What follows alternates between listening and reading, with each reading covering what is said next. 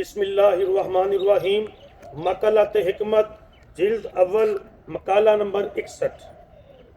جب کوئی قوم کسی اخلاق کو اپنا لیتی ہے اللہ اسے دنائی حکمت بخش دیتا ہے، پھر اسے ترقی کرنے کے لیے سرمایہ کی ضرورت ہوتی ہے، پہلے ہی روز نہیں، اور جو سرمایہ جس قوم کے لیے ضروری ہوتا ہے اللہ اسے دیتا ہے۔ اللہ کے لطف و کرم سے ہمارے کوہسار اپنی اپنی وادیوں میں موتیوں کے ڈھیر لیے بیٹھے ہیں اور کسی بھی چیز کی کوئی کمی نہیں، ہر شے کے خزانے بھرے پڑے ہیں ماشاء اللہ۔ مقالہ نمبر 62۔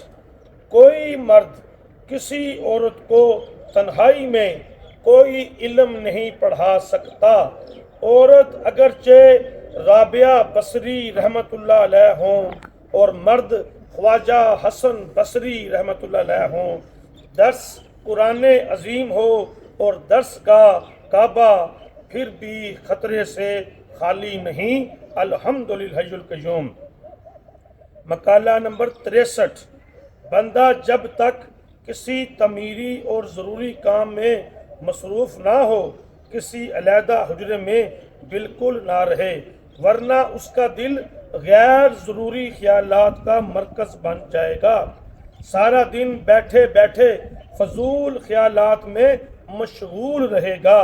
اللہ کرے تجھے کوئی کام عطا ہو اور تو پھر اس کام کو سر انجام دینے کے لیے حجرے میں جائے اور تیرا سارا دن اور ساری رات اسی کام ہی کو سر انجام دینے کی تدابیر میں مصروف ہو۔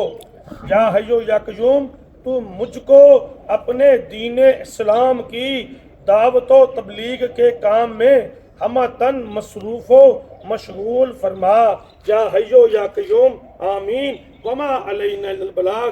جی معزز سامعین، مقالہ نمبر 61 سے 63 تک پڑھ کے پیش کیا ہے، خود بھی سنیں اور آگے بھی بھیجیں۔ شکریہ۔